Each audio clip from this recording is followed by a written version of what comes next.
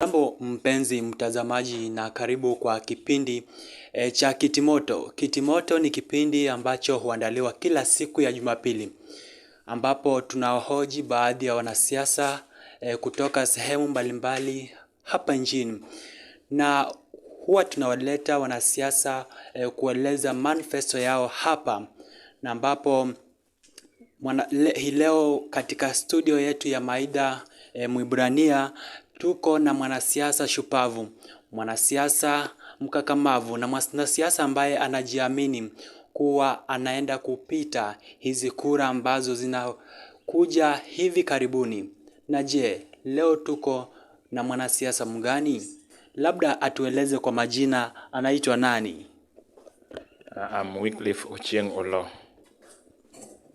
Na labda unatoka katika sehemu gani ya hii nchi? I'm from Siaya County. I'm a student from Oloo University. Naam, asante sana Mheshimiwa Wycliffe Oloo kwa kututembelea katika studio yetu ya Maida Mwibrania. Na unawania cheo gani katika hiki chuo kikuu? I'm vying a delegate under School of Education and Social Sciences. Na Mheshimiwa Oloo, kama msemo ambao huwa tunasema kuwa kabla ufanye tendo, kuna tendo ambalo limeweza kukufanya ili ufanye lile tendo. Na je, hapa studioni nakuuliza ni kipi ambacho kiliweza kukufanya kuwania hiki kiti katika shule ya elimu? The reason why I stood up to vie for this seat is because first I had that potential to serve, and I also want to serve the student, and I want to do my best for them, and I want their life in this institution to be better. Na kama mpenzi mtazamaji unavyojua kuwa mwanasiasa ni mtu ambaye kama jamii ya Kiafrika huwa tunaamini kuwa wanasiasa wana pesa za kutosha. Na kabla uwanie kiti chochote katika ulingo wa siasa, sisi wa Afrika huwa tunaamini kuwa lazima uwe na pesa. Je, Mheshimiwa Oloo, uko na pesa ya kutosha ya kuwania hiki kiti ama? Asante sana. In this that's it. We don't need money to buy. The only thing we need is to convince students to vote for us. We can only use money in printing posters, and I think that is the only place we are allowed to use money, printing posters, and maybe transport, from moving from one place to another, looking for your voters to campaign. That is the only place we are allowed to use money, but not giving them money. That one, when you are found doing that, then automatically you will be disqualified from that seat. Thank you. Now, how worthy are you? How worthy in terms of money? In terms of money. I'm okay. Maybe you say exact amount of money you have to fund the campaign. Actually, the amount of money I have, I can't say. But I know the amount I have is enough. It's enough. Na Mheshimiwa Oloo, unajiamini kwa unaweza shinda hizi kura? Yeah. Nimejiamini ndio maana niko kwa race. Na kumekuwa na vitisho baridi kutoka kwa wapinzani wako ama kufika kwa hii muda haujaona lolote? Vitisho ziko, tuko na vitisho mingi, umejua, but we are just trying. But there's that pressure from our competitors. So, and I also like to tell my competitors that let us campaign in peace. Let us not campaign each other. So that to reduce that pressure, you go sell your manifestos and convince them. If you are the best, you'll be voted. If I'm the best, I'll be voted. Na ni changamoto zipi ambazo hutokea wakati wewe kutoka kwa wapinzani wako, ni changamoto zipi ambazo wewe hupitia kutoka kwa wapinzani wako? So the challenges so far I've had only one incident that you find that after leaving this room, there are some people who are coming after you have left the room that please don't vote for this guy because he's from this region, and that is a very, very big challenge. And I want to inform our supporters that please let us vote wisely. Let us not be convinced. We will from Monday we are going to sell our manifestos and kindly vote because of manifesto, not because of region or because of tribe. And so far that is the only challenge I've experienced. You go inside the room, after leaving, someone is coming to recampaign you, informing them that don't vote for this guy because he's a Mjaluo. That is it. Na mpenzi mtazamaji, ukabila ni changamoto kuu ambayo hutokea katika nchi ya Kenya, na hata imeweza kuadhiri pia kura na kampeni katika vyuo vikuu hapa nchini Kenya. Na ukabila umeletwa na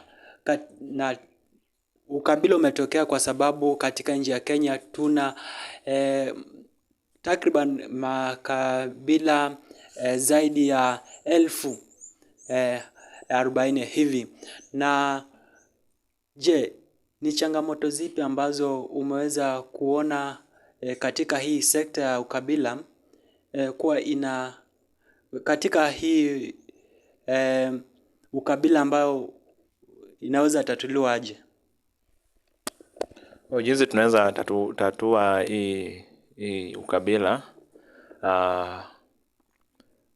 it's upon you to decide that I don't want to go in this direction. So that is a personal decision. It's upon you to decide. If you want leaders, vote for leaders because of their manifestos. Don't vote because of tribe. And we will produce the best leaders. So I just want to urge my supporters, please let us vote because of manifesto, because of the agenda, not because of the tribe. Asante sana Mheshimiwa Oloo. Sehemu ya ukabila hapo kumekuwa na changamoto mingi. Na je, katika hii shule ya Alupe umeweza kujionea makabila mangapi wewe binafsi? Katika hii shule tuko na kila ukabila. Almost all tribes are here. All tribes are here. Which tribe is the majority? The majority is Kalenjins, followed by Lawyers. Thank you. And you being a Luo, how will you convince me that you are going to win? I'm going to convince you through my manifestos. They are there, and through my manifestos, I believe I'm going to win.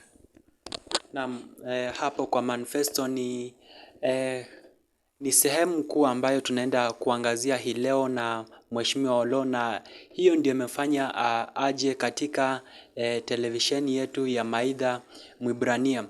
Na je, katika manifesto zako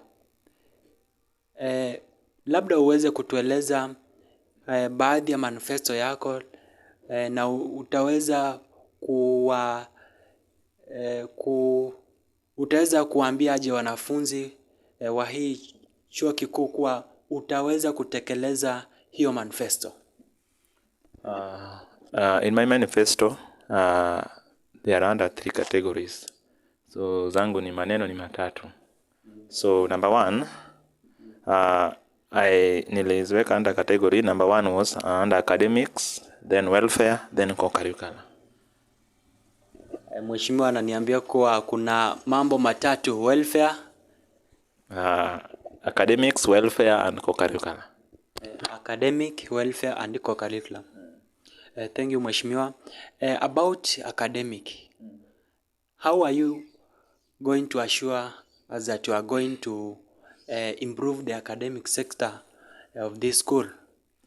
So in academic sectors, first I'm going to ensure that the administration has enough lecturers. So I'm going to push so that they get us more lecturers so that we can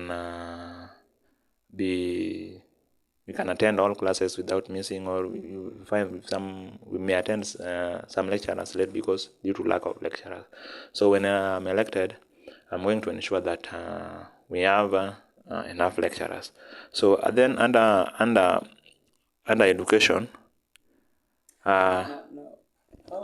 Mheshimiwa, maybe just to contradict you, do you have enough force as a student leader to push the administration to employ more lecturers? yes, I have full force. When I'm elected, I'm given that power. I'm going to be given that power by the student. You have said you have more powers. I've seen the delayment of help. I've not seen any student coming to inform us why the delay. But you... So that's why I want to tell you, elect leaders, and you will see the benefit of those leaders. And I believe I'm that kind of leader when I'll be given that opportunity to serve. Those delay will not be there. Those delay will not be there. We will get help in time and other things. You have said mambo ni matatu. Kuna jambo la pili, labda tueleze la pili. So first, allow me to explain this. So let me explain them like academics, under academics, and welfare, and then co-curriculum. So under academics, my agenda number one was to ensure that we have enough lecturers in the school. Then number two, under academics, I will also ensure that the cost of supplementary fee is reduced. So you find that we heard a rumors that it's going to be increased. Initially, it was always 1,000, and you find that amount is high. Student cannot afford it. So I'll push so that supplementary fee to be reduced from 1,000 to 500, so that comrades can afford it when that incident occurs. So that is number one. That is number two. Supplementary fee will be reduced. So then also I'll also ensure that students are allowed to sit for an exam after paying 60% of the school fee of that semester, not 100%. Because maybe you always find that here in school you are not allowed to sit for an exam. You must pay 100%, but that one is unfair. So to reduce the rate at which students are going to defer, I'll also ensure that you should be allowed to sit for an exam after paying 60%, not 100% of the fee. To contradict you, is this university only that allows students to pay 100% or? Yeah, it is only this university. Some universities you can sit for an exam after paying some amount, or you will pay later. But this one, you find that it is 100%. So I'll ensure 60% you should be allowed to sit for an exam, not defer. Yeah. Thank you, Mheshimiwa. You have said about finance sector. About the finance sector, we have those students who come from needy backgrounds. How can you convince them to vote for you? So those students who are coming from humble background, first, through that 60% fee, you should be allowed to sit for exam. That one is okay. Then also we have school bursaries that we are supposed to be given by the school. Since I joined this school, it has never been issued. So when I'm elected, I'm going to push, and it must be there, so that we can help needy students to continue with their education, not to defer. Per year, how many comrades normally defer? Probably you find that I'm just approximating, but we can confirm it from the dean. I think the dean has a number. You never know, but there is always high rate of a student deferring during an exam, and you will witness when exams approach. You find some are busy downloading the exam cards, and some are busy looking for deferment form, and it is also painful because they have not paid it 100%. But I want to assure you guys, when you vote me in, it will not be like that. 60% you will be allowed to sit for an exam. Asante sana mheshimiwa. Kuna manifesto yako ya pili ambayo ulisema mambo ni matatu. So mambo ya kwanza ilikuwa academics na nimeongelea.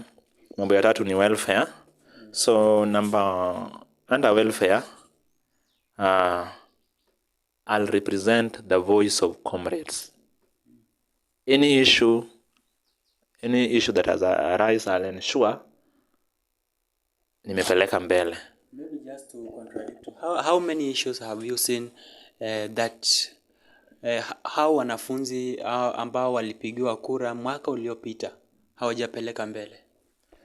So like number one, you find that our hostels, the amount we are paying is too high. You find that you are in 4 in a room and you are paying 8,000. You find that you pay 10,000 and you are 4 in a room.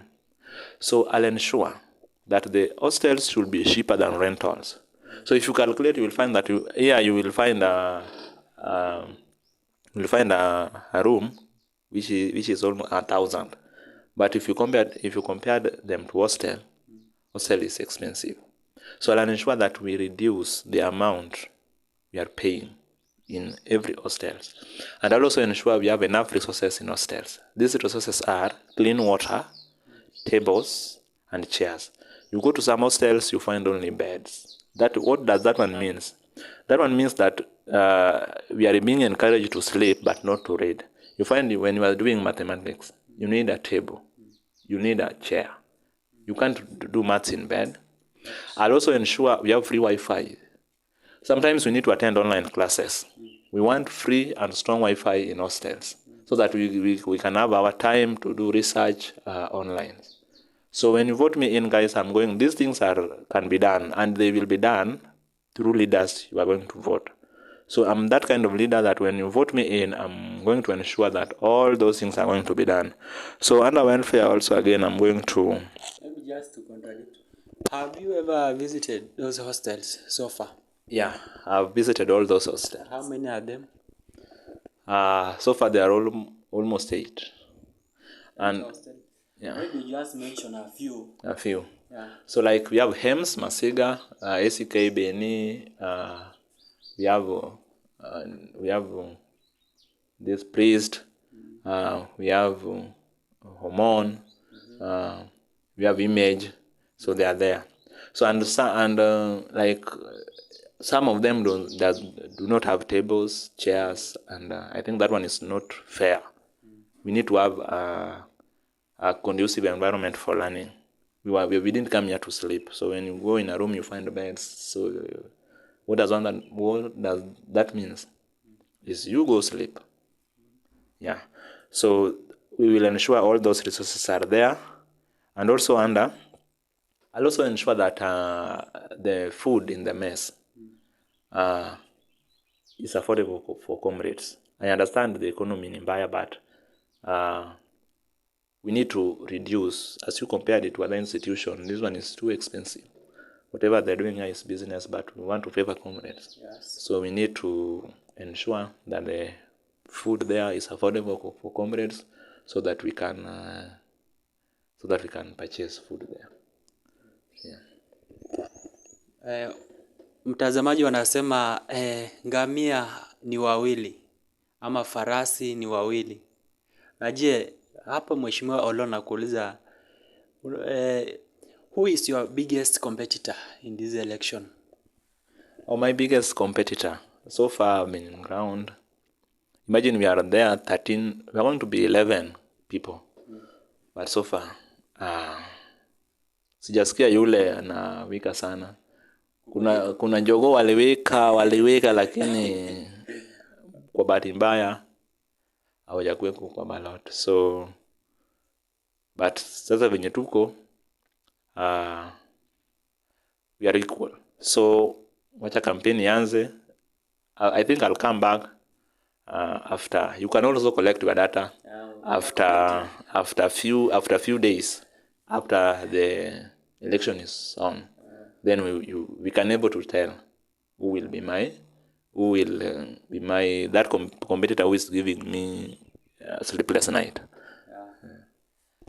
Mheshimiwa, thank you. What about what is the difference between your manifestos and those manifestos of your competitors? So far, I just want to inform my competitors. I've not finished. Nimeshasema tu mbili. I'm the one who has unique manifestos. So I want to just ask them, don't copy mine. Just draft yours.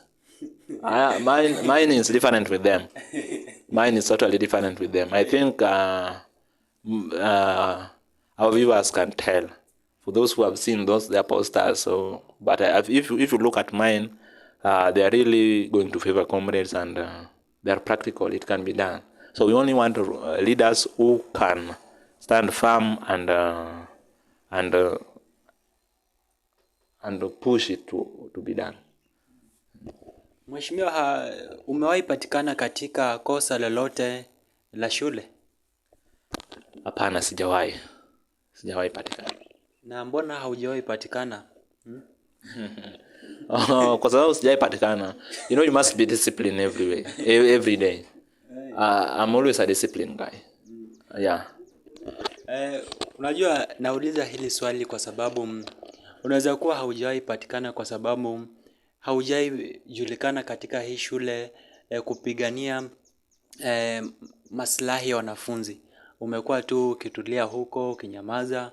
Sasa utakapochaguliwa, huenda wanafunzi wakaamini kuwa hautaweza fikisha yale matatizo ambayo wanapitia mbele.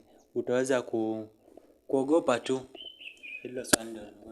If you look at my slogan is the voice of comrades. So I want to assure you, your voices will be heard. And these my manifestos must go there and will pass through the push I'll do. I'll push until it happens. Na kumekuwa na changamoto nyingi ambazo hutokea katika vyuo vikuu mbalimbali, katika sehemu mbalimbali za hii nchi ya Kenya. Na changamoto hizo ni kaa gani ambazo umeweza kujionea? Na hapa shuleni pia kumekuwa na changamoto ambazo hutokea wakati wa kampeni na vile vile wakati wa kupiga kura. Changamoto ambazo zinatokelezea wakati wa siasa, kwanza utakuwa na maadui wengi. Watu utakuwa na maadui, hautakuwa na amani, hautakuwa na uwezo ya kusoma wakati wa siasa. Kama mimi mwanasiasa, sasa siwezi soma. Hiyo utachukua kitabu weke kando kidogo, udini na mambo ya siasa. Sasa ni kutokusoma, utakuwa na amani, na pia jina yako itaharibiwa nje. So ni mengi sana. Unaweza tokelezea hata hii in our constitution also inasema that this issue of 2/3. Utapata mimi nimejaribu, nimekosa kulala, nimekosa kusoma na nijitokeze namba 4 because delegates they are supposed to vote 4 delegates.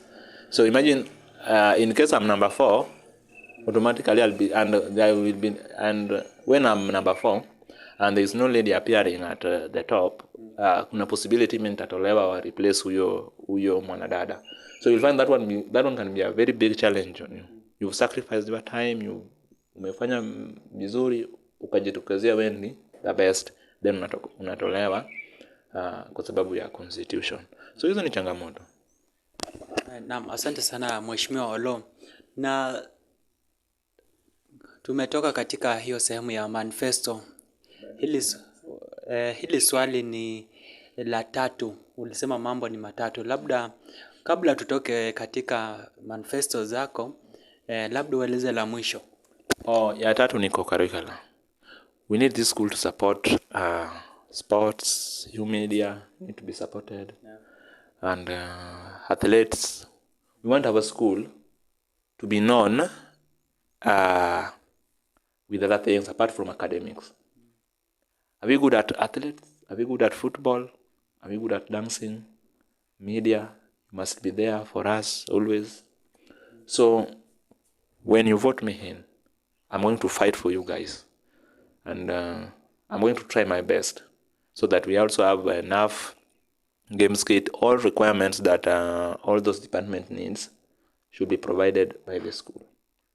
So vote me in and I'm going to do that. Naam, huyo ni Mheshimiwa Oloo ambaye amekuwa anatueleza manifesto yake. Tunaenda katika kitengo kingine, ni kitengo ambacho ni maswali ya ziada. Kwa sababu wewe ni mwanasiasa na umekuja hapa tukuhoji. Na kuuliza swali hii. Rais William Ruto alisema siku chache ambazo zimepita kuwa ataweza kuwapeleka wanajeshi kule Haiti. Maoni yako ya rais kuwapeleka kule Haiti ni yapi? Kwa sababu nimeona tu maoni ya baadhi ya wengi, lakini leo tunataka kupata labda wewe una mafikirio gani kuhusu hilo swali? So actually I don't support that. Number one, because of two reasons. We have bandits in Kenya. They can't manage bandits in Kenya. There's an incident there in Sondu. We have police. They can't manage that one. So how sure are we that they will manage the one in Haiti? So that is risking the lives of our policemen. So I just want to say that it is not good. If they can't manage their country, how sure are they that they are going to succeed there? So I don't support that. Asante sana. Labda mpenzi mtazamaji, unaweza tuma ujumbe mfupi kwa 22422 ukianza na neno Maida, ambapo tutaweza kusoma ujumbe wako. Ili unaweza uliza swali lako, mheshimiwa wako hapa studio ataweza kujibu hapo na hapo. Na mheshimiwa, wewe kama unawania hiki kiti, utaweza kuhakikisha aje kuwa the media is protected? So the way I'll ensure that the media is protected, number one, in every occasion, media must be there, and they should be allowed they should be allowed to do their role without any discrimination. We are going for an election, and I'm sure and I hope the media should be there to put things open so that we see that we assure students that the election was free and fair. So, but I want to assure you, when I'm elected, I'm going to fight for your rights. They are there, and you will have space inside this institution. Na nikirejelea kusoma baadhi ya ujumbe ambao baadhi ya wanafunzi wanazidi kutuma. Huyu anaitwa Zakayo mtoza ushuru kutoka Image Hostels. Anauliza kuwa umewahi kosana na mtu yeyote katika hii shule? Sisi ni binadamu, watu tunakosana. Hiyo siwezi sema hatujai kosana, tumeshakosana, lakini si ile mingi. Kama tumeshakosana na mtu ni tu watu kama wengi wawili tu. Si wengi, but ni wawili tu. Na hapa pia kupata mnakosania na mtu ni ngumu sana. Mnataka kupatana wapi, mkosane wapi na kwa nini? Na mwingine hapa anaitwa Zubeda kutoka ACK Nambale Hostels. Anasema tu mheshimiwa Oloo ni mheshimiwa mzuri sana. Yeye si mkabila. Huyo anaitwa Mark kutoka Image Hostels pia. Anasema tu mheshimiwa ni mheshimiwa ambaye amepigania wanafunzi wa chuo chetu kikuu. Mwingine hapa anaitwa Elizabeth kutoka Angorom Market Center. Anasema kuwa umewahi msaidia capital ya kuanzisha biashara. Ama uliweza kumsaidia aje? Kwa sababu anasema kuwa umemsaidia sana na hivi sasa anaendeleza biashara yake vizuri. Kwa kusaidia, nishasaidia, tushasaidiana watu wengi. Tushasaidiana. I'm that kind of man, if you approach, I'll support you when I'll support. Thank you. Mwingine hapa anaitwa Jack kutoka Adungosi. Anasema tu anafuatilia kipindi. Mwingine hapa anasoma na wewe katika darasa moja na kushukuru pia. Na mwingine wanazidi kutuma ujumbe kwa 22492. Asante sana mpenzi mtazamaji kwa kufuatilia kipindi chetu cha Maida Mwibrania. Umeona kuwa watazamaji wanazidi kutuma ujumbe ambao ni wa kumsifu. Wengine wanamshukuru, wengine wanatusikiliza kutoka sehemu mbalimbali hapa nchini Kenya. Kumbuka kusubscribe, kumbuka kufuatilia kipindi chetu cha Kitimoto. Kitimoto ni kipindi kitamu kizuri zaidi. Utaweza kufurahia maneno ya wanasiasa wanapojieleza, wanapoeleza manifesto yao katika hii studio ya Maida Mwibrania televisheni, ukiwa nami jina kubwa Eugene Msungu. Ni jina ambalo lilitoka mbinguni na mzazi aliweza kunipea nilipozaliwa. Na nikimalizia ni kushukuru tu watazamaji wetu. Mkumbuke huyu mheshimiwa Oloo anapo anza kampeni zake rasmi hapo kesho. Ataweza kuzuru sehemu mbalimbali za hii nchi ya Kenya na chuo kikuu chetu cha Lupe kufuatilia kupata uungwaji mkono kwa wafuasi wake. Kumbuka amesema kuwa yeye si mtu wa ukabila. Na vile vile nimeona baadhi ya watazamaji wakisema kuwa yeye si mtu wa ukabila. Asante sana mpenzi mtazamaji. Mimi naitwa Eugene Msungu. Kuwa na siku njema. Hiki ni kipindi cha Kitimoto. Na maneno ya mwisho. Lastly, I want to say I'm Wycliffe Oloo, second year in School of Education and Social Sciences. I'm vying for delegate. I'm up for change and progressive change in our institution. I would like a very best for our university. Students are in the strength, and I will work faithfully to make the bond strong between students and the university. Vote for Wycliffe, vote for change, the voice of comrades. Naam, asante sana. Kuwa na siku njema. Kipindi ni Kitimoto.